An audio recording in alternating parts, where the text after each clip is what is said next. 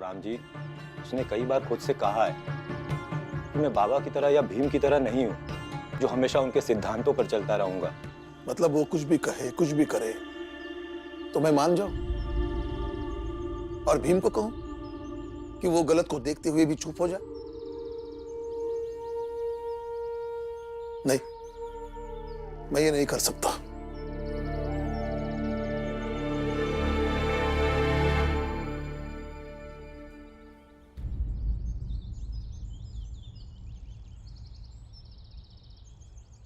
क्या हुआ बेटी, चुप क्यों? वो समझ में नहीं आ रहा है क्या समझ में नहीं आ रहा है? कि आपको बताओ या नहीं। बताओ तो सही, क्या हुआ? तुम हमारी दुकान के सामने से चली जाओ। ये हमारी दुकान है, हम अपने खून पसीने मेहनत से बनाए हैं दुकान। नवा कपड़ा जला दिए, इतनी भी अक्कल ना है तुमका? अबे के बदले में पैसा देगा पड़ी। अब सबके सामने हमें डांटते हो। जाओ, मैं आपसे बात नहीं करूंगी। वो फुलिया काकी, जोकू काका और नूतन के बीच बहुत बुरा हो रहा है। रमा, बेटा अभी उन लोगों के मसलों से ज्यादा हमारे घर का मसला बड़ा है। नहीं काका, मुझे लगता है इस समय उनकी समस्या बड़ी है। वो तीनों बुरी तरह से रिश्तों में फंस गए हैं। इन तीनों का रिश्ता इस तरह फंस गया है, समझ में नहीं आ रहा है कि इन तीनों को इस मुसीबत से कैसे निकाला जाए। बाबा, सबसे बड़ी गलती जोकू काका की है, और बुरी बात यह है कि उन्हें एहसास ही नहीं हो रहा है कि उनकी गलती है। जब उन्हें अपनी गलती का एहसास हो जाएगा तभी हम कुछ कर पाएंगे, उससे पहले कोई कुछ नहीं कर पाएगा, और ना ही फुलिया काकी किसी को कुछ करने देगी। नूतन, देखो रो नहीं। हाँ, मुझे आपसे बात नहीं करनी। आपने उस फुलिया के सामने हमें डांटा, हमारी क्या इज्जत रह गई? हाँ, अरे तुम बिल्कुल नवा कपड़ा जला दिए रहे तो इसलिए गुस्सा आ गया था। अच्छा, गुस्सा आ गया तो डांटोगे क्या? आज गुस्सा आ गया तो डांट दिया, कल गुस्सा आ गया तो मारेंगे भी। अरे कैसन बात करा तो तुम? हम भला तुमका मार सकत हैं? कैसे यकीन करूं मैं आप पे? अरे विश्वास करो, ऐसा कभी ना होएगा। फिर ठीक है, पहले जाके उस फुलिया से कहिए कि वो यहाँ से चली जाए। उसके सामने जो हमारी बेइज्जती हुई है, अब उसका हिसाब बराबर हो। अरे तुम क्या बोल रही हो? ऐसा कैसे जाके उसे कह दे कि फिर मैं चली जाऊं? ठीक है, मैं ही चली जाती हूँ। अरे नूतन, हम ऐसा कहाँ बोले? दोनों एक साथ एक घर में नहीं रह सकते। फिर आप जो चाहे कर लीजिए। अरे हद है, हम ऐसा कैसा फट से जाके उनका बोल दें कि तुम घर छोड़ के निकल जाओ? हाँ तो फट से मत कहो, सोचो समझो और तब जाके कहो ना। जैसे मर्जी आए वैसे कहो, लेकिन कल सुबह मुझे यहाँ फुलिया नहीं चाहिए। भीमराव गद्दार है, भीमराव गद्दार है, भीमराव गद्दार है, भीमराव गद्दार है, भीमराव गद्दार है, भीमराव गद्दार है, भीमराव गद्दार है, भीमराव गद्दार है। शांत हो जाइए आप। ये आप क्यों बोल रहे हैं मुझे पता नहीं चल रहा है। गद्दार?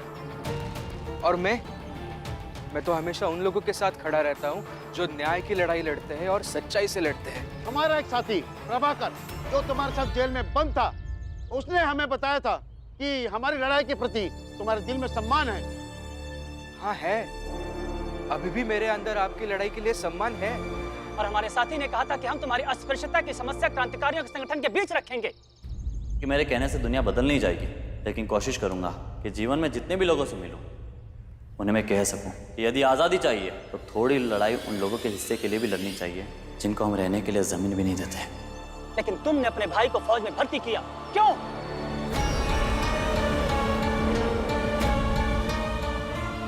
इन्होंने नहीं भेजा है, उन्होंने समझाया था लेकिन वो नहीं माने। कौन मानेगा? अरे भीमराव तो बड़ी बड़ी बातें करता है, तो अगर उसके घर का हमारे लिए कोई गद्दार है तो भीमराव भी गद्दार है।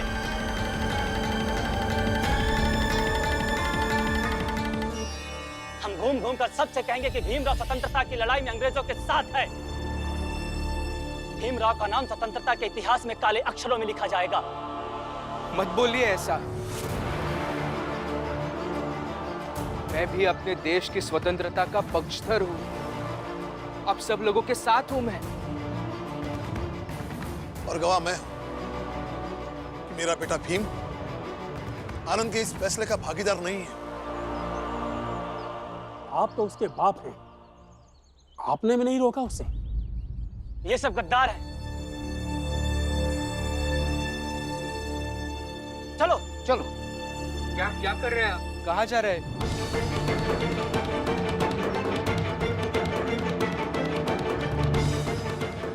अरे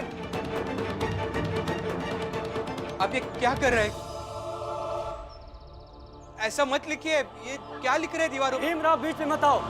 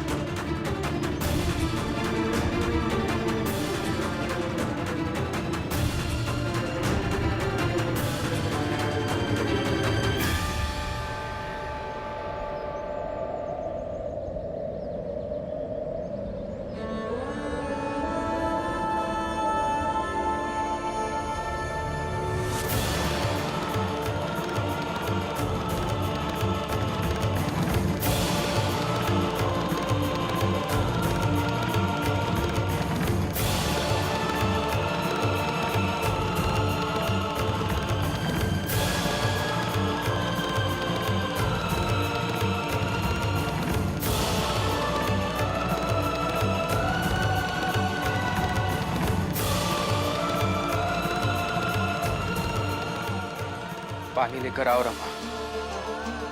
ये सब मिटाते हैं। मत मिटाओ भीम, रहने दो। आनंद को आने दो और उसे ये लिखा हुआ देखने भी दो।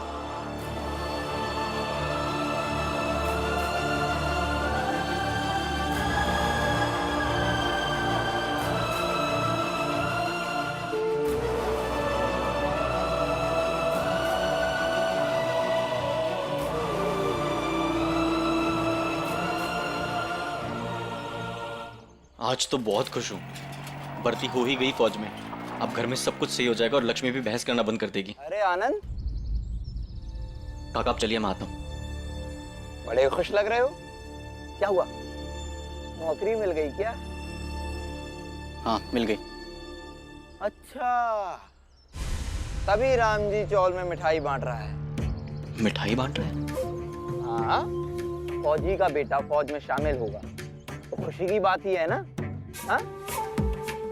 लेकिन वो तो विरोध में थे मेरे। अरे ऐसा किसने कहा? भीम और राम जी दोनों इतने खुश हैं कि कहीं खुशी से पागल ही ना हो जाए। जाओ जाओ, संभालो उन्हें, जाओ जाओ।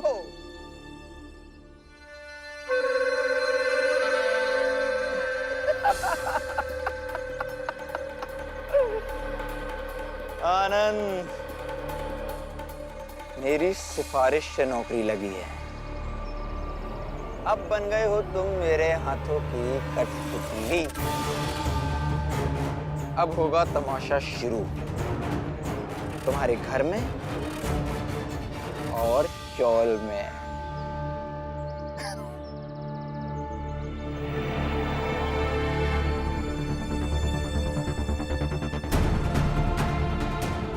क्या हुआ, नौकरी मिल गई क्या?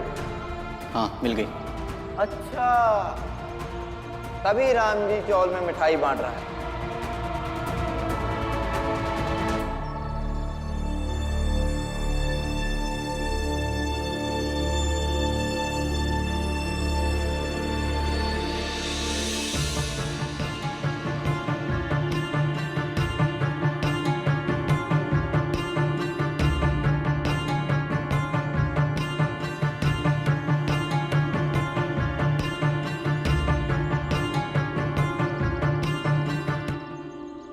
मतलब आप लोग मिठाई नहीं बांट रहे हो? मतलब झूठ बोल रहा था नरोत्तम जोशी।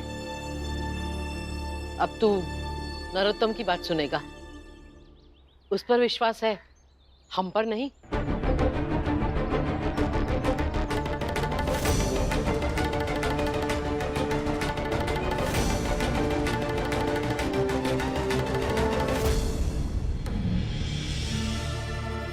बाबा, ये सब कैसे हुआ बाबा?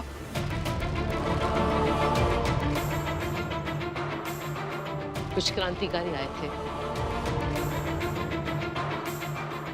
भीमराव गद्दार है, भीमराव गद्दार है। तुमने अपने भाई को फौज में भर्ती किया, क्यों? अरे भीमराव तो बड़ी बड़ी बातें करता है, तो अगर उसके घर का हमारे लिए कोई गद्दार है तो भीमराव भी गद्दार है।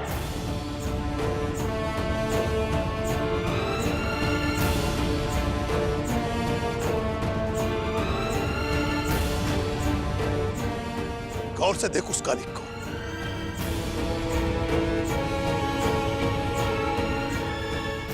गद्दार कहेंगे, एक बार नहीं रोज कोई ना कोई आकर गद्दार कहेगा। और जितने भी हमारे दुश्मन हैं ना आनंद भैया, मौके ढूंढ ढूंढ के चाल में आकर सुनाएंगे हमें। क्या आप इस सब के लिए तैयार हैं? आदत हो गया ना तेरी, जब भी कोई चीज सही नहीं लगे या तुझे पसंद नहीं आए तो बस ऐसे ही तर्क गढ़ लेता है। और सुन, वहां फौज में बंदूक चलाने का काम नहीं मिला है मुझे। वहां भी फौजियों की जूते और चप्पल सिलने वाला हूं मैं।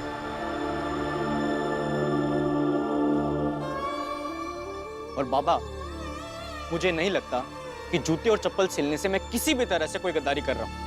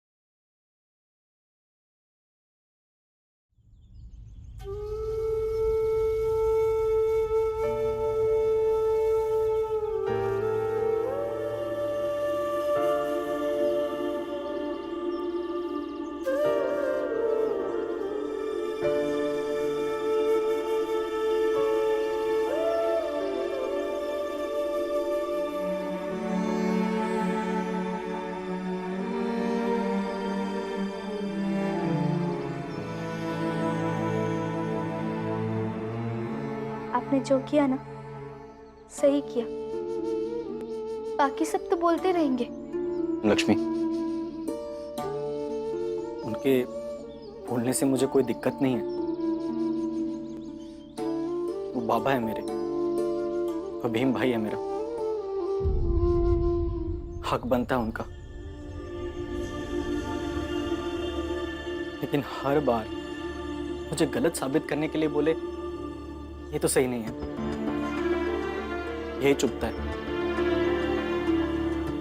और एक बात समझ नहीं आती, जिस भाई के लिए मैं बिना सोचे समझे हमेशा खड़ा रहता हूं,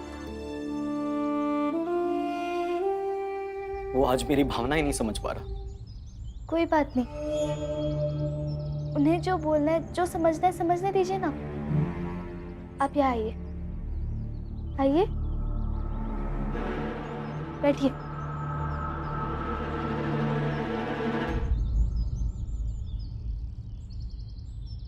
सबका समय बदलता है, और जब ये समय बदलेगा तब सबको समझ में आ जाएगा कि आप सही थे।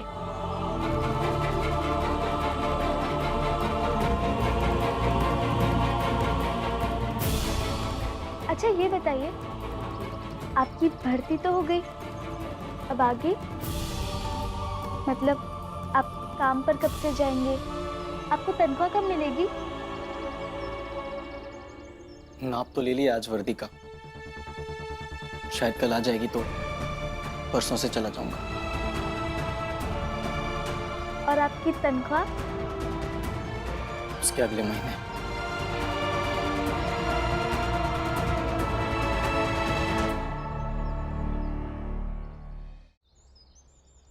प्रणाम सेठ जी। प्रणाम प्रणाम जोशी जी। और ये गद्दार और फौजी के बीच का खेल कैसा चल रहा है? खेल अच्छा चल रहा है। बस हमें आपकी एक मदद की आवश्यकता है। हाँ बताइए। मुझे वो मजदूर दीजिए जो आपके विश्वास पात्र हों।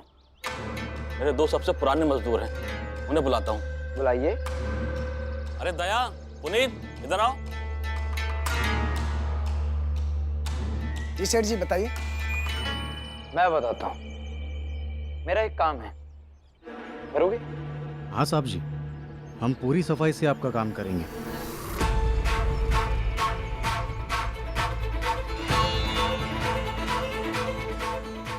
ये पैसे रखो। आज से तुम दोनों मजदूर नहीं हो, क्रांतिकारी हो। सच्चे क्रांतिकारी भीमराव और उसके परिवार के साथ जो चाहे करें, लेकिन तुम दोनों वही करोगे तो मैं कहूंगा। समझे? जी साहब जी। हाँ, और काम सही से करने पर तुम दोनों को और पैसे मिलेंगे। पैसे मिलेंगे तो कुछ भी करेंगे। अब देखना भीमराव मैं कैसी चाल चलता हूँ। गुरुजी। भीम, क्या बात है? बहुत परेशान लग रहे हो। गुरुजी, आनंद भैया समझने को तैयार ही नहीं है, ना मेरी बात और ना ही बाबा की बात। फौज में नौकरी करने से उनका फायदा हो सकता है, लेकिन बाकी लोगों को तो दिक्कत ही होगी ना। कोई बात नहीं। बात है गुरुजी, अभी अभी कुछ क्रांतिकारी चाल में आ गए थे। हमारे घर की दीवारों पर कालिख से गद्दार लिख के गए हैं। वो मुझे गद्दार कहा और धमकी भी देके चले गए हैं। मेरी नहीं, लेकिन बाकी लोगों की बहुत चिंता हो रही है मुझे।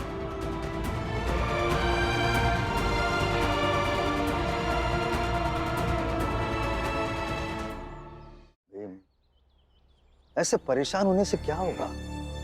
तुम्हारे बहुत बार रोकने के बावजूद अगर आनंद नहीं रुका तो इसमें तुम्हारी क्या गलती है? गलती है ना गुरुजी?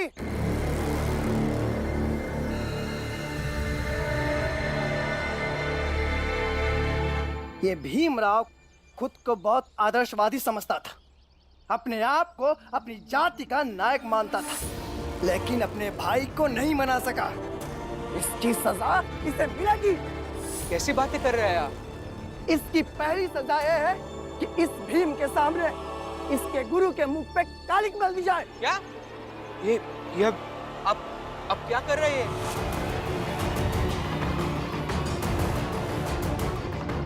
रुकिए, ऐसा नहीं कर सकते हैं आप। छोड़ मुझे।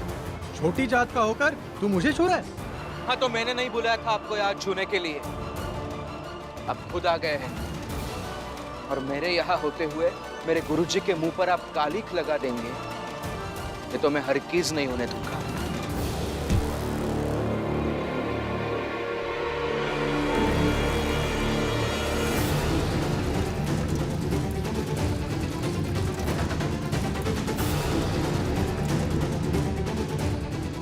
तुम मुझे कालिक लगाने आ रहे थे ना, जिससे तुम्हारा ही हाथ काला हुआ था, अब साफ हो गया। भीमराव, कब तक बचाओगे और किस किस को बचाओगे? हमें सब पता है तुम्हारा कौन कौन परिचित है।